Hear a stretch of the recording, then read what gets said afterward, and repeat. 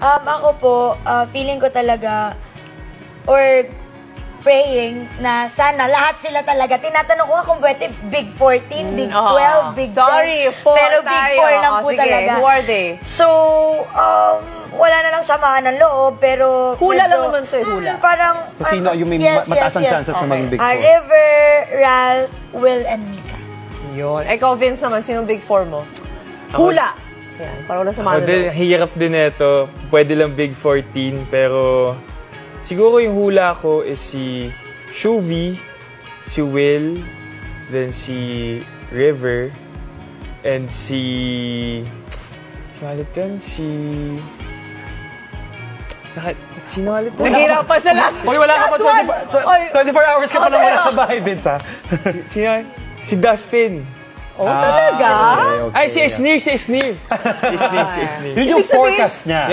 Kasi marami siyang gustong manalo din eh. Ang hirap po mamili kung pwede lang talaga lahat naman sa kanila may traits na deserving to be part of the Big 4.